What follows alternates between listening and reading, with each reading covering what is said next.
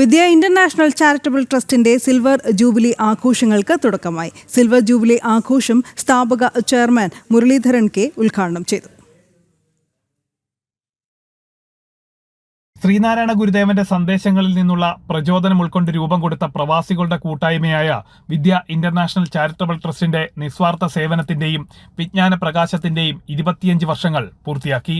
തൃശൂർ തലക്കോട്ടുകര വിദ്യാ ക്യാമ്പസിൽ സ്ഥാപക chairman Muraleedharan K silver jubilee ആഘോഷം ഉദ്ഘാടനം ചെയ്തു.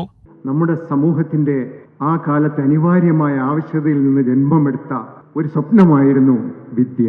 അന്നത്തെ കാലഘട്ടത്തിൽ നിരവധി ബിരുദധാരികളായ എഞ്ചിനീയർമാർ വിദേശത്തേക്ക് പോയി ഒരു ജോലി അന്വേഷിച്ചിട്ട് പോവും. പക്ഷെ ജോലി അവർ പഠിച്ചവരാണെങ്കിലും അവർക്ക് അനുയോജ്യമായ ഒരു ജോലി കിട്ടാൻ പ്രയാസമായിരുന്നു. അവർക്കൊരു ഇന്റർവ്യൂ ഫേസ് ചെയ്യാൻ പ്രയാസമായിരുന്നു. ഈ അശോകേട്ടനൊക്കെ ഒരുപാട് പേരെ സഹായിക്കണമെന്നുണ്ടെങ്കിലും അവരൊന്നും ഒരു ഇന്റർവ്യൂവിന് പോകുമ്പം അവരൊന്നും അതിൽ പ്രാപ്തരായിരുന്നില്ല. ഫേസ് ചെയ്യാനുള്ള കറേജ് മലയാളം മീഡിയത്തിലൊക്കെ വളർന്നു വന്നവരായതുകൊണ്ട് അന്നൊരു കപ്ലിംഗ് കോഴ്സ് തുടങ്ങുക എന്നുള്ളതായിരുന്നു നമ്മളുടെ ആദ്യകാല plan. VICT chairman Sabu Soumyan അധ്യക്ഷത വഹിച്ചു.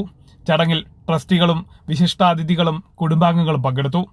കഴിഞ്ഞ 25 വർഷത്തിനിടെ ട്രസ്റ്റ് കേരളത്തിൽ 2 എഞ്ചിനീയറിംഗ് കോളേജുകളും ഒരു പരിശീലന കേന്ദ്രവും സ്ഥാപിക്കുകയും ചെയ്തിട്ടുണ്ട്. സാമ്പത്തികപരമായി പിന്നോക്കം നിൽക്കുന്ന 6300-ലധികം വിദ്യാർത്ഥികൾക്ക് 91.5 കോടി രൂപ സ്കോളർഷിപ്പായി വിതരണം ചെയ്യുകയും ചെയ്തിട്ടുണ്ടെന്ന് ഭാരവാഹികൾ പറഞ്ഞു.